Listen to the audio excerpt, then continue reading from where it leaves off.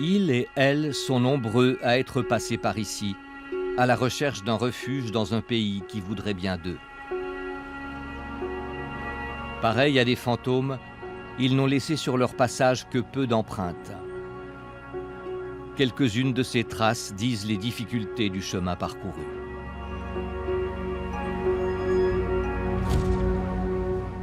En Méditerranée, gigantesque cimetière à migrants, 18 000 morts au cours des 4 dernières années. Et en Europe, des périples hasardeux. Partout la même histoire. Des citoyens portent secours à ces exilés. Un acte punissable par la loi.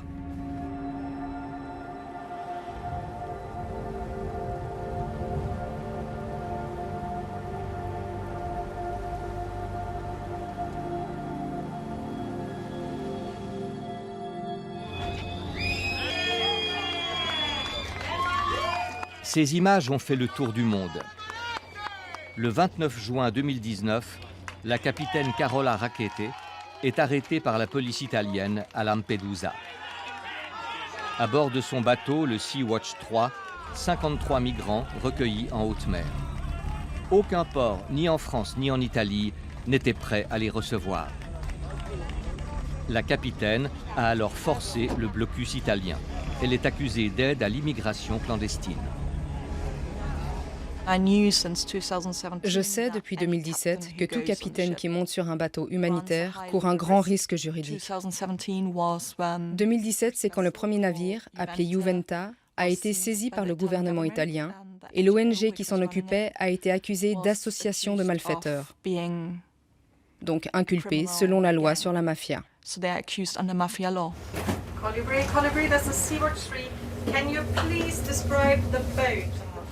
For your information, very few people on board this boat had life vests. We could not see any other life-saving equipment. Le droit maritime international est très clair. Il ne fait aucune distinction entre les gens et les raisons pour lesquelles ils se retrouvent dans une situation de détresse. Quand vous trouvez en mer des personnes en détresse, vous devez les secourir et vous devez les amener en lieu sûr.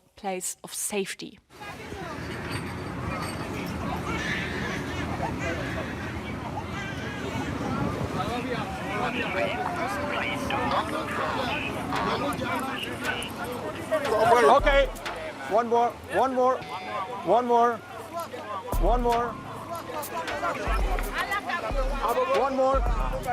Okay, you come on board. We cannot stop people. Nous ne pouvons pas empêcher les gens de passer s'ils le veulent. Et cela ne va pas changer à l'avenir. La seule chose que nous faisons en fermant nos frontières de cette façon, c'est de faire courir des risques aux personnes.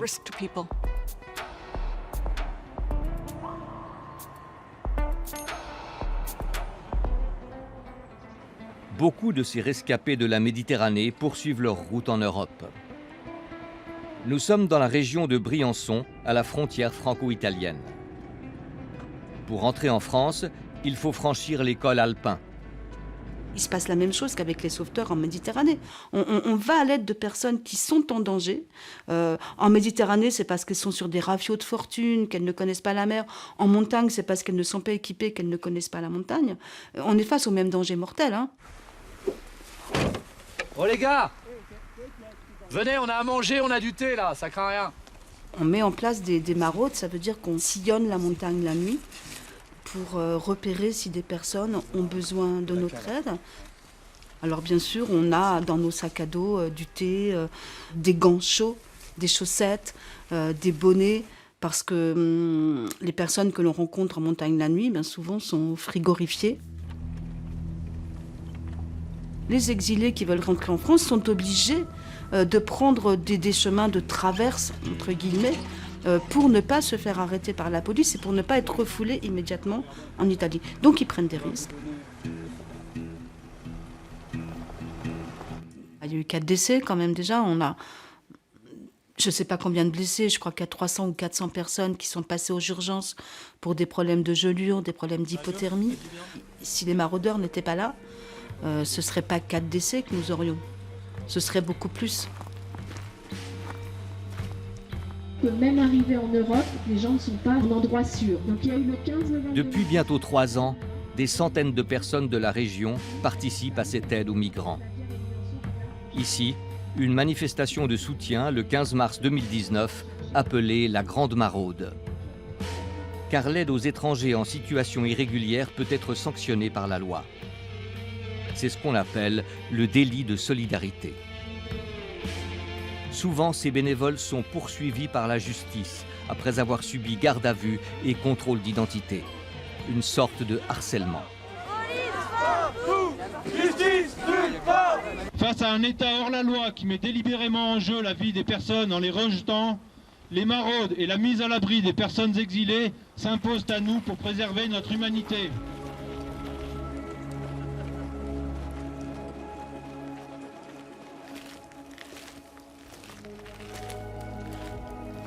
J'ai exercé 10 ans en tant qu'accompagnateur en montagne.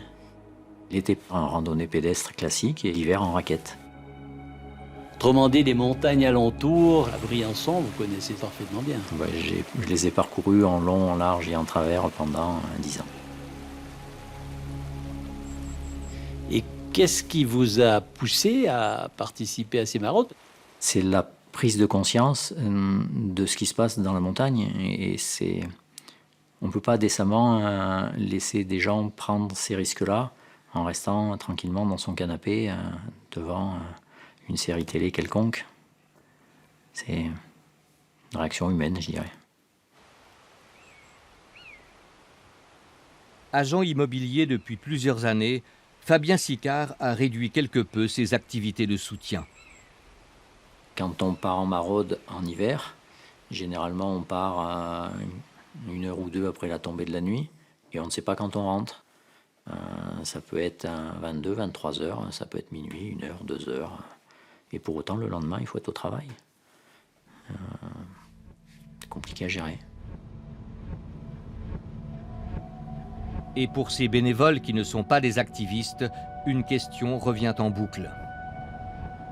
Jusqu'où est-ce que je suis prêt à aller par conviction? Est-ce que je suis prêt à passer 24 ou 48 heures en garde à vue pour avoir porté secours? Est-ce que je suis prêt à risquer un procès, une condamnation? Oui. Parce que dans une maraude, c'est ce que vous risquez. Si vous Les maraudeurs sont relativement nombreux aujourd'hui à avoir été confrontés à ça, oui, clairement. Donc c'est le risque qu'on court, tout à fait. Au cours des 3 dernières années, une quinzaine de maraudeurs de la région de Briançon ont été poursuivis en justice. En Suisse aussi, le délit de solidarité existe. Et tout comme en France ou en Méditerranée, des gens s'engagent, quitte à violer la loi.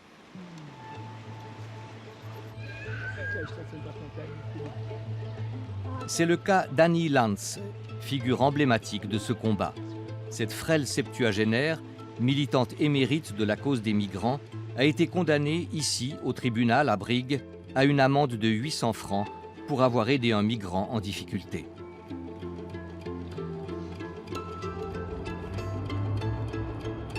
C'était en février 2018. Annie Lantz était partie en Italie récupérer un réfugié afghan expulsé de Suisse après le rejet de sa demande d'asile. Après 5 heures de voiture, elle l'a retrouvé en piteux état à Domodossola pour le ramener clandestinement en Suisse où vit sa sœur.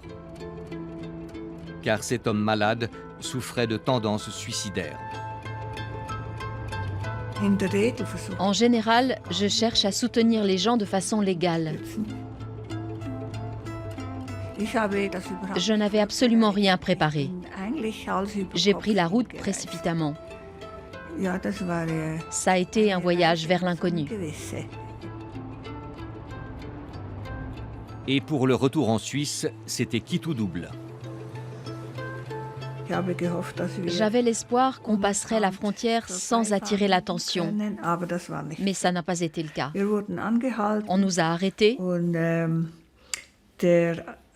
Et l'Afghan a été emmené par les gardes-frontières en voiture, on ne sait pas où. Ils ne nous ont pas dit où ils l'emmenaient. Quant à nous, on nous a relâchés.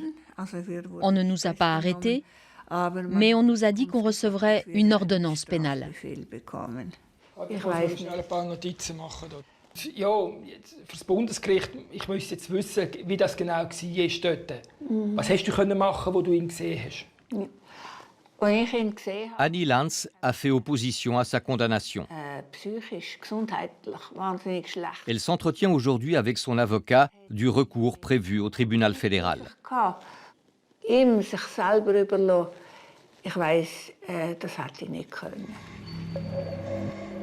C'est dans le centre de détention pour l'expulsion des requérants d'asile déboutés qu'elle avait connu à Bâle ce jeune Afghan.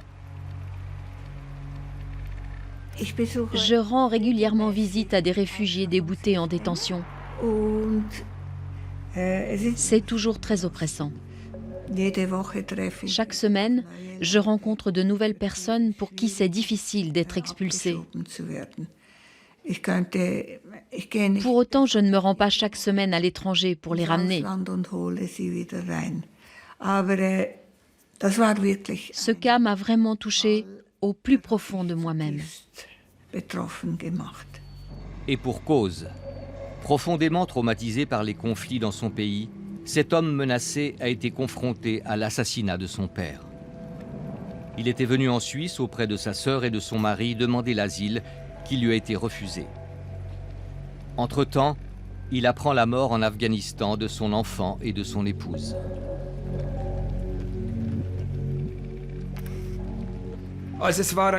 Il s'agissait d'un être humain dans un état de santé extrêmement difficile. Les médecins ont attesté qu'il souffrait d'un trouble post-traumatique sévère avec tendance suicidaire. J'ai ici un rapport très impressionnant du service psychiatrique du canton de Bâle-Campagne. D'un service public, donc. Un grave choc post-traumatique, désespoir, crise d'angoisse, comportement suicidaire. Il est très important de considérer que le patient est actuellement fortement tributaire du soutien familial offert par sa sœur et son beau-frère. Voilà ce que les médecins écrivent. Il s'agit des seules ressources dont bénéficie cet homme instable, atteint d'un traumatisme sévère. Après son interpellation à la frontière suisse, le jeune Afghan a été à nouveau renvoyé en Italie dans un centre pour réfugiés surpeuplé. Et depuis lors, plus aucune nouvelle. Certaines personnes estiment qu'en les aidant, les migrants vont venir plus facilement en Suisse. Ça crée un appel d'air. Qu'est-ce que vous en pensez de ce genre? Oui, c'est ce qu'on entend souvent. Mais les personnes qui viennent en Suisse prennent des décisions dans des contextes très différents.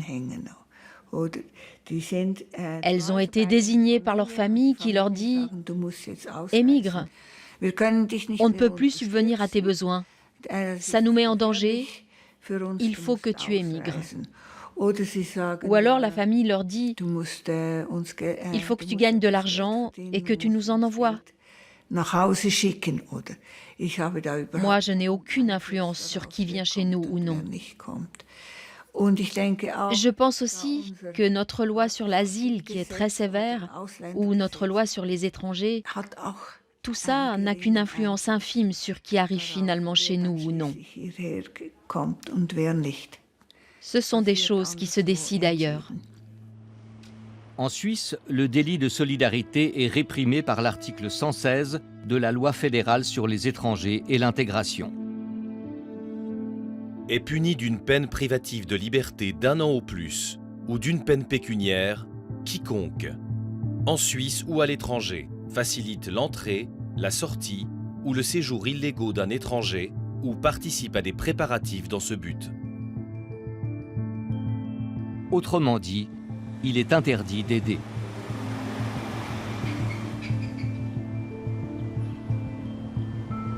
Et c'est pourtant ce qu'a osé faire Norbert Vallet. Ce pasteur évangélique, officiant dans le canton de Neuchâtel, a secouru Joseph, un Togolais, dont l'asile avait été refusé. Terrifié par un retour dans son pays, Joseph, à la santé fragile, avait alors choisi de rester en Suisse malgré un ordre d'expulsion. Seul et livré à lui-même.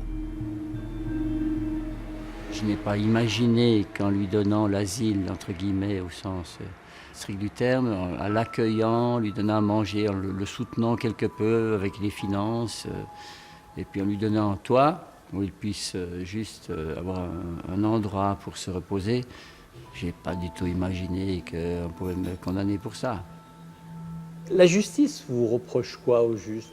Elle me reproche d'avoir facilité le séjour d'une personne qui n'avait pas le droit d'être en Suisse. Norbert Vallet a été condamné à 10 jours amende à 100 francs avec sursis pendant 2 ans et 250 francs de frais de justice. Joseph était arrivé au bout de sa procédure. La procédure d'asile. D'asile, voilà, exactement. Et puis pendant les recours qu'il avait faits, il allait vraiment très très mal aussi. Il a dû être hospitalisé. Joseph souffre d'une hépatite C. Maladie potentiellement mortelle si une thérapeutique spécifique n'est pas appliquée. Cette procédure thérapeutique ne peut pas faire l'objet du suivi adéquat dans son pays d'origine. Et ce n'est pas tout. Quand quelqu'un a des pensées suicidaires avérées et confirmées par un certificat médical et que le tribunal administratif fédéral ne tient pas compte de ce genre de situation, pour moi, c'est juste un scandale. Mais en même temps, monsieur le pasteur, nous sommes dans un état de droit. Il y a des lois qui sont votées démocratiquement, et en principe, la loi s'applique à tout le monde, y compris aux pasteurs. Vous avez tout à fait raison. Mais peut-être que les gens qui ont fait cette loi oublient que notre Constitution fédérale commence par au nom du Dieu Tout-Puissant. L'article 12 de la Constitution nous demande de prendre soin de toute personne en détresse. Alors il y a quelque chose d'antinomique, de contradictoire. D'un côté, on est la loi qui nous dit que si on ne prend pas soin d'une personne en danger, on est punissable. D'un autre côté, on ne devrait pas le faire. En décembre 2017, Joseph se fait pincer lors d'un contrôle de police. Au cours de son audition, il évoque l'aide de Norbert. Et c'est ainsi que les démêlés du pasteur avec les autorités commencent. Un beau jour, en plein culte dominical. C'est un dimanche matin, c'était le 11 février 2018, alors que nous étions en train de célébrer le culte. Un ami qui était en train de diriger l'adoration, d'un coup il me fait des signes comme ça, et puis il me parle comme ça, sans dire très fort. Du coup je m'approche de lui, et puis il me dit voilà, la police est là. Parce qu'ils étaient derrière une porte vitrée. Alors effectivement, ils ne sont pas rentrés dans le culte, etc. Mais du coup, je suis allé leur demander ce qu'ils cherchaient, ce qu'ils voulaient. J'avais ma petite idée quand même. Mais ils m'ont dit voilà, qu'ils cherchaient le pasteur Vallet en raison de la situation de Joseph. Norbert a déposé recours contre sa peine. Et ça, il faut... Avec son avocat, il peaufine sa défense. Donc moi, il me faudrait des témoins qui étaient là ce fameux dimanche, puis qui ont vu la police, puis qui pourraient venir témoigner devant le tribunal pour dire non, la police est entrée dans la salle de culte, puis on les a vus repartir avec Norbert Vallet. Ils ne sont pas entrés dans la salle de culte directement. Oui, dans la petite vitrine derrière. Ils sont entrés, ils se sont rendus suffisamment visibles pour perturber l'exercice du culte. Je me pose la question de savoir s'il n'y a pas une forme d'intimidation, c'est-à-dire une volonté policière de venir regarder dans cette église, voir s'il y a peut-être d'autres sans-papiers, faire un petit peu la chasse, puis de mettre au pas, puis d'affirmation de l'autorité, dire que finalement, on ne fait pas ce qu'on veut, et puis on veut garder les choses en main. Pourquoi la police n'a-t-elle pas tout simplement convoqué Norbert Vallet à se rendre au poste de police? Alors, à ma connaissance, les gendarmes en question n'avaient pas son adresse, et c'est pour atteindre M. Vallet qu'ils se sont effectivement rendus, non pas dans le lieu de culte, mais à proximité. Étrange procédé tout de même. parce qu'il suffisait d'entrer le prénom et la fonction de Norbert Vallet sur local.ch pour obtenir adresse, numéro de téléphone et mail. Les gendarmes ont une réquisition, ils doivent l'exécuter, ils la font au mieux de leur conscience, peut-être en l'occurrence de manière un peu maladroite. Il n'y a aucune volonté d'intimider, il n'y a aucune chasse aux sorcières qui est menée dans le canton, c'est-à-dire qu'il n'y a pas de démarches systématiques qui sont faites. L'article 116 ne fait pas partie de mes priorités. Mais vous, votre opinion à vous, est-ce que c'est utile? Alors, en effet, et comme je vous l'ai dit, aucune chasse aux sorcières dans ce domaine, c'est-à-dire que dans la politique criminelle du canton, c'est au 3e sous-sol. Il n'empêche qu'une loi, elle est a priori faite pour être appliquée, puis que la police, quand elle a une réquisition du ministère public, elle ne doit pas se poser la question à chaque seconde de savoir si la disposition légale, quand elle est claire, et celle-là l'est, doit être appliquée ou pas. Alors, est-ce que vous avez des nouvelles de votre ami? C'est toujours la même chose, hein. Il essaie de survivre. J'aurais bien souhaité le revoir, mais c'était pas trop possible, donc... Il n'est pas sous votre lit, au moins? Non, il n'est pas sous mon lit, non. Donc les derniers contacts que j'ai avec lui, voilà, il n'avait pas d'argent. Et puis, c'est compliqué. Je peux même pas lui en envoyer. Je peux même pas continuer à être illégal, si je pourrais dire ça comme ça. Ça vous interdit. Mais il n'empêche... Bien que défenseur de Norbert Vallet, Olivier Bigler, lui, ne s'oppose pas à l'article 116 en tant que tel. Ce qu'il conteste, c'est l'interprétation de l'autorité. Deux témoins, je trouverai. Ah oui. Est-ce que le fait d'être généreux, est-ce que le fait d'être altruiste, c'est s'opposer à la politique migratoire suisse? C'est ce que prétend le ministère public et c'est ce qui m'inquiète extrêmement, parce qu'à partir du moment où notre système légal, notre système juridique doit condamner celui qui est généreux et altruiste, ça veut dire que notre système est lâche et égoïste. Joseph reste sous le coup d'un ordre d'expulsion. Pour se protéger, il n'a accepté qu'une interview par téléphone. Bonjour, c'est Pietro Boschetti qui vous parle. Je suis le journaliste. Ah ouais? Comment ça se passe concrètement pour vous? Attends, je vais vous dire. Tu es vulnérable. Là, tu es exposé à tout. Mais ça vous arrive souvent de devoir passer la nuit dehors parce que vous n'avez pas pu trouver un toit? Mais oui, ça m'arrive souvent. Je vous l'avais dit, une fois ça m'arrive. Je n'ai pas essayé la nuit dehors. Il ne faut pas vous mentir. Des fois, c'est dans des caves. Là, c'est bien. Quand tu trouves un abri où c'est pas fermé, où tu trouves une personne qui rentre et puis tu le suis, tu rentres immédiatement. Tu cherches une cave en bas qui n'est pas fermée. Et là, tu t'allonges. Et puis, tu es confronté à tous ces bestioles. Mais ben, voilà. Mais le problème, c'est que tu dois arriver à survivre. Voilà quoi. À moins de contrôle, tu es foutu. C'est ça, je vous dis. La peur, y existe tout le temps, constamment. Vous, par rapport à Joseph, vous ne pouviez pas ne pas agir? Je ne pouvais pas. Et je le referai, même si c'est illégal. Jusqu'où vous allez aller dans les procédures maintenant? Moi, je vais aller autant que faire se peut. S'il faut aller jusqu'à la Cour européenne des droits de l'homme, j'irai. Parce que c'est vraiment une atteinte à ma liberté de conscience. C'est aussi m'empêcher de faire mon travail. Je serais totalement discrédité comme pasteur si je n'avais pas fait ça. Et j'appelle tous ceux qui sont pasteurs, qui représentent le Dieu de l'univers, à désobéir à une telle loi. Dans cette affaire, il y a en plus une victime collatérale. Catherine, membre de la même paroisse et compatriote de Joseph. Elle aussi a subi les foudres de la justice pour avoir hébergé Joseph 4 ou 5 fois. Veuve et mère de 3 enfants, Catherine veut préserver son anonymat.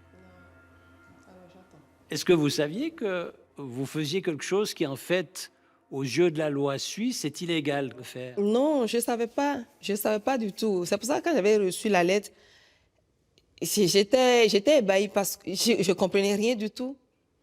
La prochaine fois que vous voyez Joseph, si vous le revoyez, je ne sais pas, ou s'il vous demande un coup de main, une aide. Je ne peux plus, je ne peux plus. C'est vrai que ça me fait mal au cœur, mais je ne peux plus faire. Voilà, c'est à cause de la loi, je ne peux plus faire. Alors ça veut dire si on reçoit quelqu'un qu'on connaît ou compatriote maintenant, On doit poser la question pour savoir quelle situation tu as. Est-ce que tu as le permis ou bien tu es en situation irrégulière avant de donner à boire à la personne qui a soif. Hein. Même un simple geste d'hospitalité comme celui de Catherine est punissable par l'article 116. Catherine a été condamnée à 10 jours amende à 30 francs avec un sursis de 2 ans. Mais il y a bien plus grave, sa demande de permis B a été gelée. Concernant votre demande d'autorisation de séjour permis B, nous vous informons que nous classons votre demande. Je me suis dit, mais qu'est-ce que j'ai fait de mal dans tout ça? J'ai jamais imaginé ce genre de choses. Celui-là, Suisse. Hein. Jamais, jamais, jamais. Et vos enfants, des fois, ils vous posent des questions à propos de ce qui s'est passé, le fait que vous avez reçu cette amende et tout. En fait, c'est ma fille, c'est elle, celle qui est au courant. Les autres, non. Ils sont trop jeunes. Et puis elle a dit, mais t'as pas pu faire quelque chose? J'ai dit, mais non, c'est la loi. Qu'est-ce que je peux faire? Je peux rien faire. Vu que j'ai pas pu prendre l'avocat pour me défendre, alors je peux plus rien faire que d'attendre jusqu'à la fin de sursis. Comment est-ce que vous voyez votre avenir, les années qui viennent? Aucune idée. Aucune idée. On verra bien, je sais pas.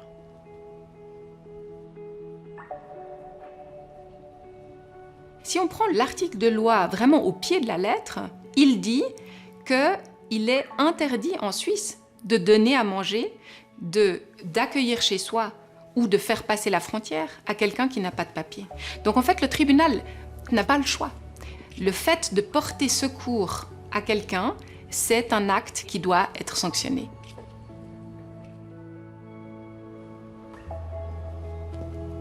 Et cela inquiète jusqu'à l'Ordre des avocats de Genève, vénérable institution qui regroupe près de 90% de la profession.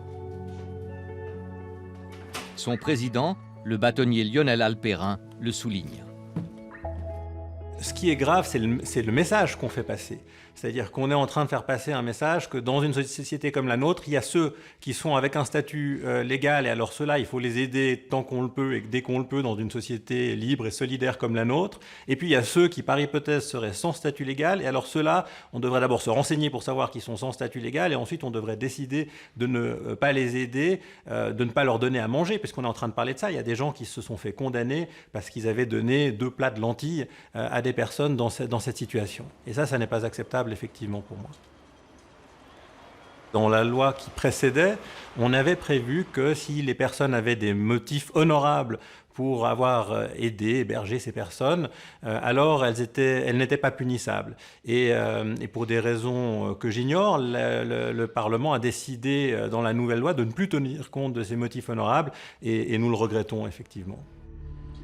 C'est en 2005 que le Parlement effectue cette modification.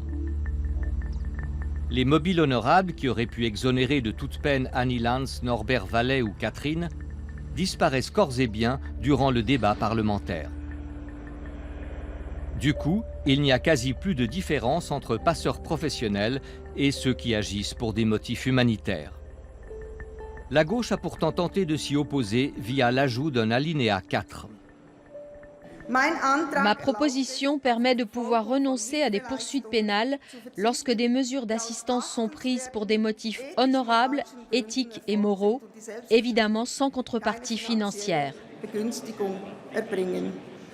La loi devrait aussi s'appliquer à un prêtre ou à une ONG. Gerhard Pfister, l'actuel président du Parti démocrate chrétien, a pour sa part combattu les mobiles honorables. Dans ce cas, on devrait fixer des conditions générales légales conformes à l'état de droit. La question principale qui se posait était: faut-il prévoir dans une nouvelle loi sur les étrangers une dérogation pour des motifs éthiques et humanitaires? Faut-il dépénaliser ou non ces motifs? Un autre aspect de cette question, c'était la lutte contre les passeurs. La crainte, c'est qu'une telle dérogation puisse favoriser l'activité des passeurs. Et c'est pour cette raison qu'à mon sens, on y a renoncé. Bien sûr que si l'on entend, au nom de la solidarité, favoriser l'immigration illégale, entretenir le nombre des sans-papiers, eh bien, mesdames et messieurs, il faut introduire cet alinéa 4. Vous voulez absolument vendre l'idée qu'il y a des gentils passeurs et des méchants passeurs. Il y a des gens qui ne respectent pas la loi et sont des gens qui doivent être sanctionnés les uns et les autres, même si c'est dans une proportion qui est différente. Résultat, la mention des mobiles honorables est finalement balayée à une large majorité. Depuis lors, le radical Serge Beck a quitté le Parlement.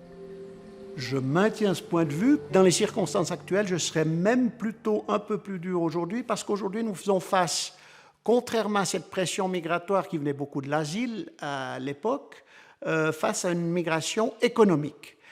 Et là, la question fondamentale, c'est de savoir à partir de quel moment la barque est pleine. Est-ce que pour vous, il n'y a aucune différence entre le passeur criminel et la personne qui agit de manière totalement désintéressée?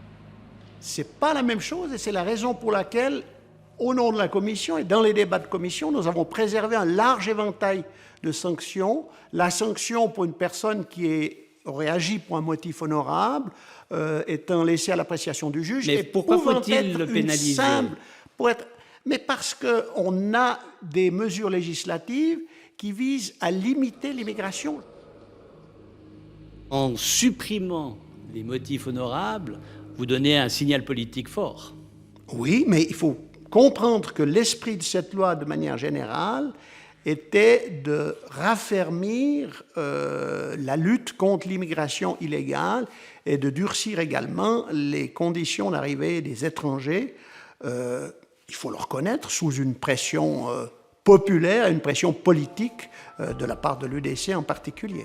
L'impression que ça donne, c'est que c'est un outil d'intimidation par rapport à l'aide désintéressée ou la solidarité. Oui, mais oui.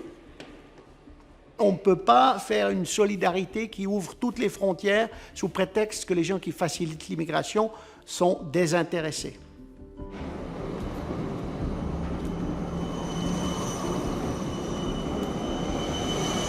L'article 116 sanctionne les actes de solidarité ou de générosité.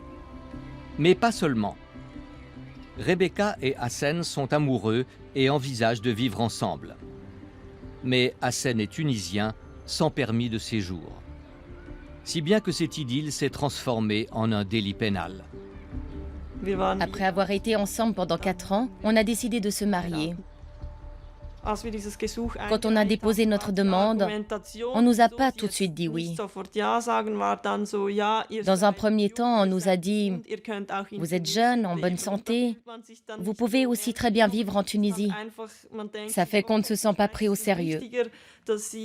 On se dit « Bon, apparemment, la Suisse attache davantage d'importance à rejeter les étrangers qu'à, comment dire, qu'à conserver ses propres ressortissants ».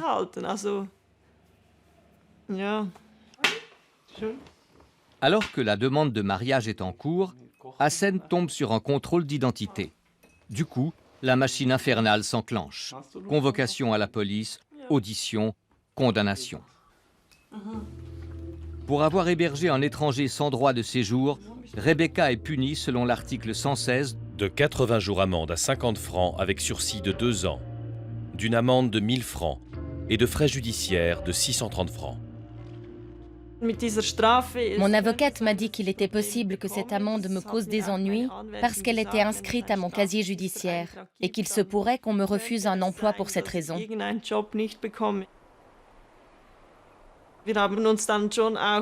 On a hésité à faire recours, mais il aurait fallu aller au tribunal, expliquer toute l'histoire. Ça aurait pris des proportions importantes.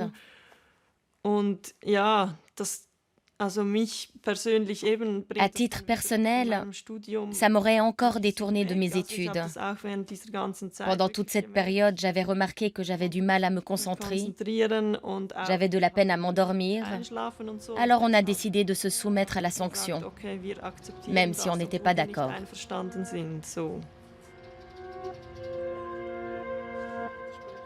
Finalement, Rebecca et Hassen se sont mariés. Mais leur histoire témoigne de l'usage tous azimuts de cet article de loi. Pourtant, la loi modifiée en 2005 avec son fameux article 116 visait en priorité à combattre les filières des passeurs professionnels. L'objectif a-t-il été atteint? Question posée au champion actuel de cet article, le conseiller aux États Philippe Bauer. Bon, actuellement, on a le sentiment que les exemples qu'on connaît dans les médias se sont fait l'écho, concernent plus des personnes qui aident en Suisse. Maintenant, quant à savoir si une disposition pénale diminue le nombre d'infractions potentielles, c'est toujours très difficile. Est-ce que vous savez combien de personnes ont été condamnées au titre de l'article 116 l'année dernière? Non, je me suis fait l'écho de quelques-unes, 3 ou 4. Vous savez combien est-ce qu'il y a eu de condamnations au titre de l'article 116 l'année dernière? Pas beaucoup, j'imagine. Non, je sais pas. Vous imaginez combien? J'imagine que ça doit être 1 ou 2 dizaines, j'imagine. 876 personnes condamnées au titre de l'article 116. C'est-à-dire à peu près 2 par jour. Alors ma question, je vous la repose. Combien de passeurs criminels parmi eux? Alors, je ne peux pas vous dire, mais encore une fois, la question qui se pose ici n'est pas véritablement, à mon sens, celle du nombre de passeurs, mais elle est celle du nombre d'infractions. Combien de passeurs criminels? Je ne sais pas. Eh bien, vous n'êtes pas le seul, puisque ni le Conseil fédéral, ni l'Office fédéral de la statistique ne le savent. Alors, ce qu'on peut dire sur les statistiques, c'est qu'en fait, elles sont opaques. On considère dans un même pot des personnes qui sont des passeurs, des trafiquants d'êtres humains, des personnes qui auraient agi pour motif honorable, des personnes qui auraient fait venir quelqu'un de leur famille. Donc en fait, il y a certainement une volonté politique de ne pas considérer de façon séparée ces différentes catégories. Ce qu'on peut en tout cas dire sur ces quelques centaines de personnes qui sont condamnées chaque année, c'est qu'elles ne sont, dans leur grande majorité, pas des passeurs. Ce ne sont pas des trafiquants d'êtres humains. Et comment est-ce qu'on peut le dire? Eh bien parce que dans ce fameux article, il y a un alinéa, l'alinéa 3, qui aggrave la peine pour les passeurs. Et chaque année, il y a à peu près entre une quinzaine et une cinquantaine de personnes qui sont condamnées juste sous cet alinéa. Depuis l'entrée en vigueur de la loi en 2008, le nombre de condamnés a presque doublé. Mais la part des passeurs professionnels dans ces condamnations est, elle, restée très faible.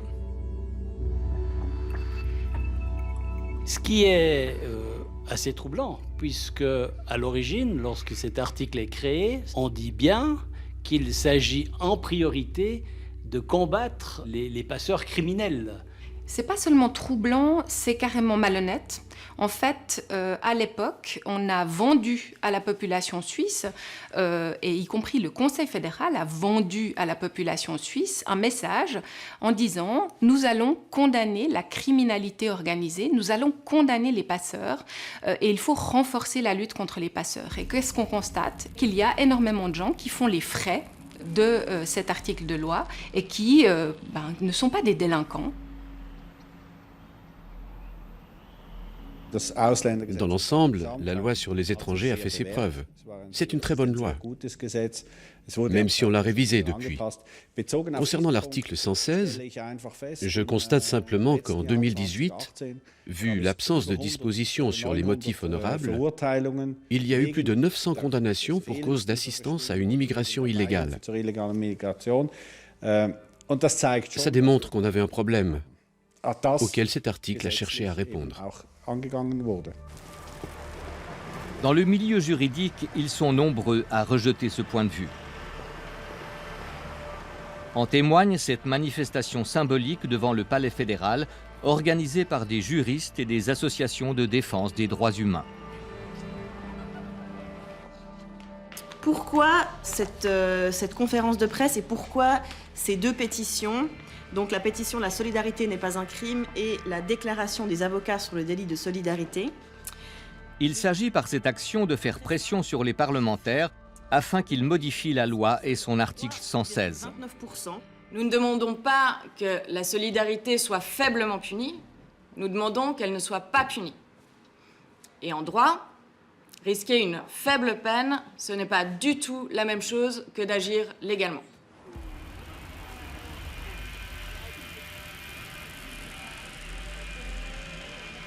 En tant qu'avocate, on voit les cas. On sait ce qui se passe, on réalise que ce sont des gens qui se font condamner pour avoir logé une nuit, 2 nuits, pour avoir donné à manger, pour avoir dispensé des soins. Et on est directement face à cette réalité qui est extrêmement choquante. Et donc on peut être le canal qui finalement transmet à la société civile cette réalité qui n'est pas toujours visible en fait pour la société civile. Au nom des 200 avocates et avocats qui ont signé cette déclaration, on aimerait rappeler une chose, on fait un appel au pouvoir judiciaire, aux procureurs, aux juges, aux magistrats et magistrates de ne plus appliquer l'article 116 alinéa 1 de la loi sur les étrangers lorsque le geste est motivé par une volonté d'aide humanitaire.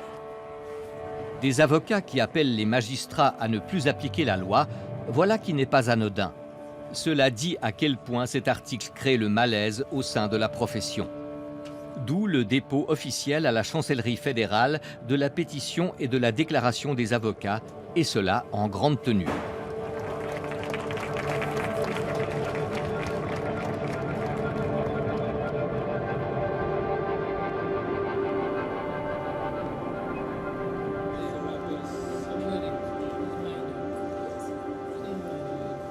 Retour à Briançon, en France, où une maraude se prépare. Nous sommes dans le refuge solidaire, le lieu où sont accueillis les migrants qui ont traversé les cols alpins. Agnès, Marie et Ariane s'apprêtent à partir en montagne. La nuit est tombée. Dehors, il neige. Bon, je bois un petit café. J'étais quelqu'un qui était vraiment très, très imbriqué dans la vie politique. Moi, je croyais à la politique.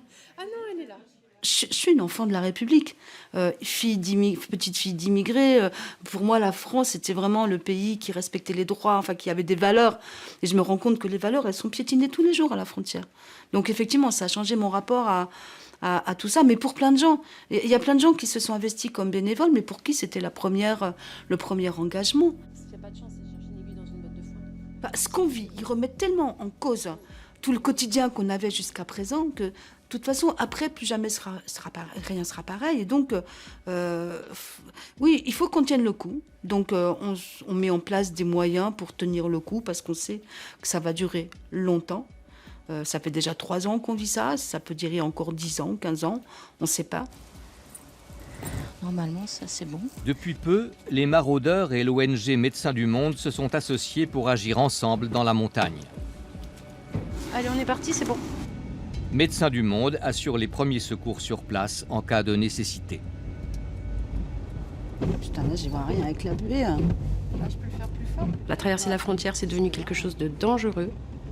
Toute personne dans la montagne qui n'est pas en situation, qui n'a pas un équipement adéquat, est en danger par définition. Et il ne faut pas attendre qu'il soit en hypothermie ou qu'il ait une gelure ou une fracture pour dire qu'il y a danger et justifier d'un secours à une action de sauvetage. Direction le col de Montgenèvre à 1860 mètres d'altitude. C'est l'un des lieux de passage des migrants à la frontière franco-italienne. Soit on rentre dans le village un peu, on se gare, puis on va patrouiller un peu à pied. Moi je te propose, parce que là... En arrivant sur place, l'une d'entre elles remarque 2 silhouettes furtives qui disparaissent dans les toilettes publiques pour ne pas être vues. Elle a trouvé 2 jeunes Afghans, évidemment qui ont essayé de se cacher encore plus dans les toilettes, mais elle a vite compris qui c'était, du coup elle les a rassurés. Are you dry or wet? Just yes? My shoes is very wet. And do you feel cold on your feet or not? I feel cold. And I will check your temperature. I am the doctor. So if you are so cold, we need to check your feet are cold but not painful. I check your temperature in your mouth, under the tooth, and you close your mouth. Yeah.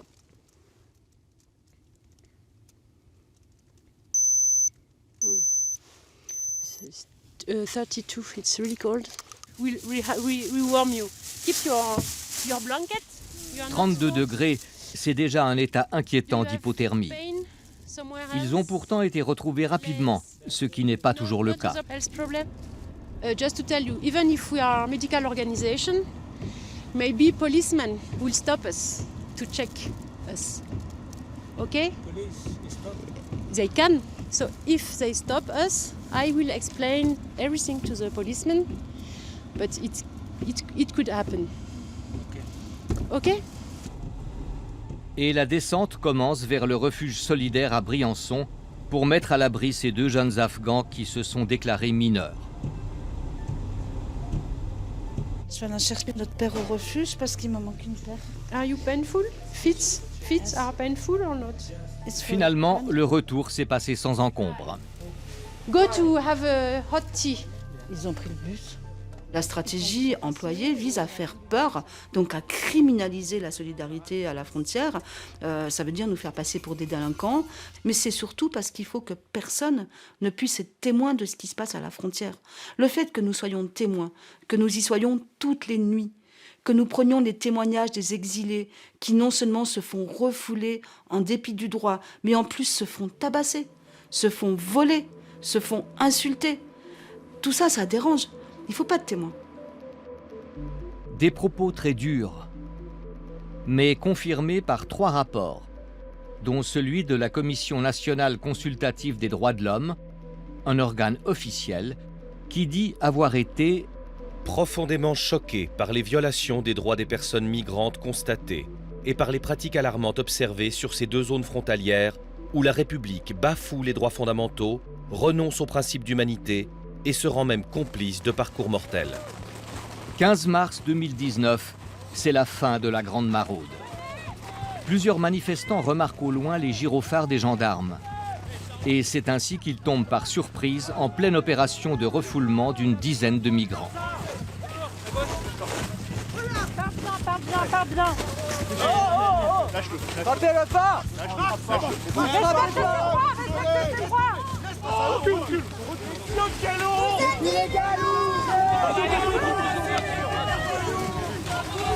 Vous n'avez pas signé pour ça. Puis, sous les huées de la foule, la police reconduit à la frontière les quelques migrants qu'elle a rattrapés.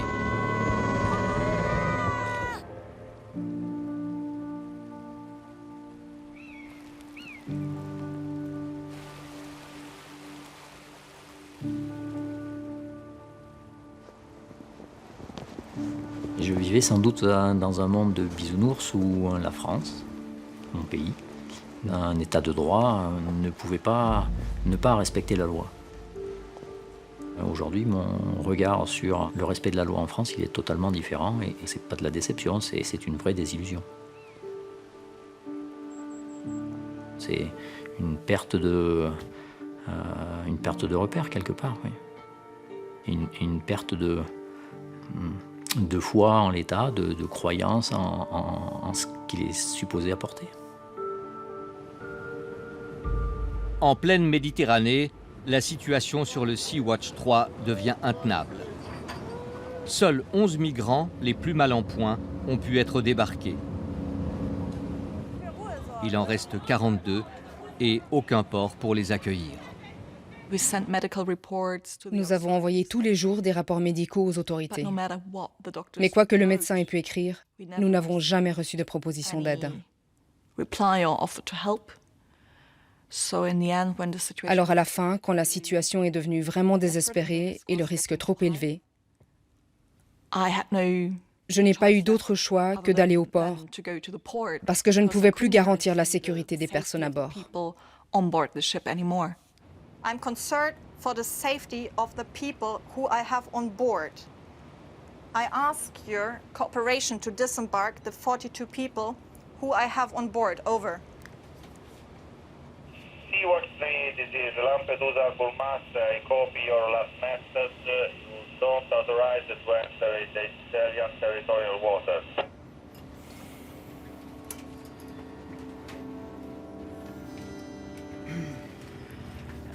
Given the fact that I'm already under investigation for facilitation, I could Just bring the people to the shore. Guardia di Finanza, this is Sea-Watch 3. I am proceeding to the port and I am going to more. I'm proceeding to the port and I am going to more.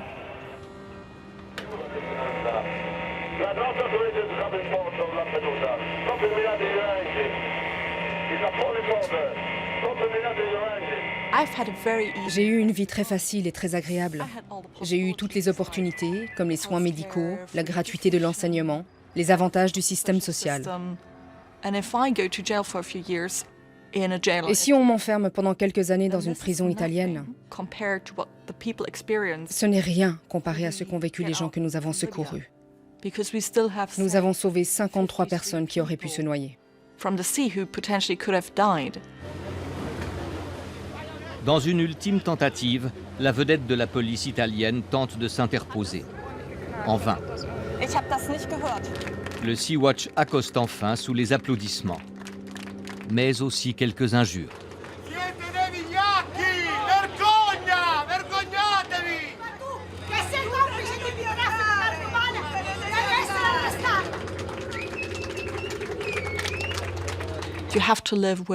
On doit vivre avec les décisions qu'on prend. Et je pense que les gens oublient souvent que ce ne sont pas seulement les actions qui ont des conséquences, c'est aussi le fait de ne pas agir qui a des conséquences. Les conséquences de ne pas agir assez tôt, potentiellement, ça aurait pu coûter la vie à quelqu'un qu'on aurait pu sauver. Moi, j'aurais dû vivre avec ça.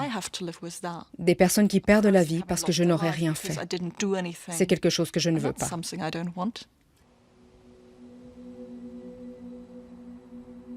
Le 7 mai 2018, Blessing Matthew s'est noyée au lieu dit Val-des-Prés sur le chemin de Briançon.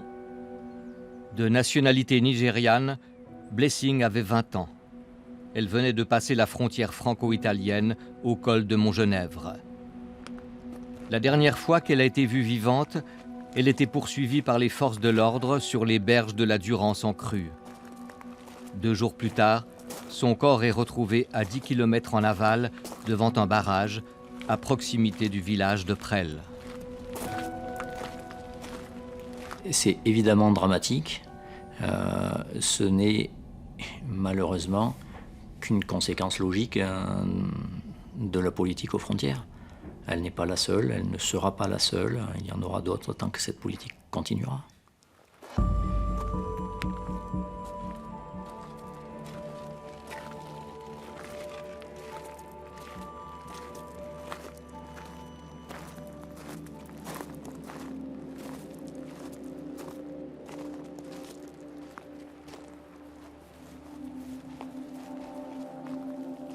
Blessing ou l'exil perpétuel.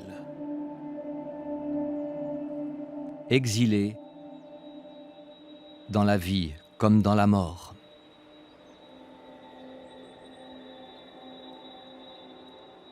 Que devient un pays? On se le demande. Que devient une culture? Que devient une langue quand on peut y parler de délit d'hospitalité? Quand l'hospitalité peut devenir, aux yeux de la loi et de ses représentants, un crime.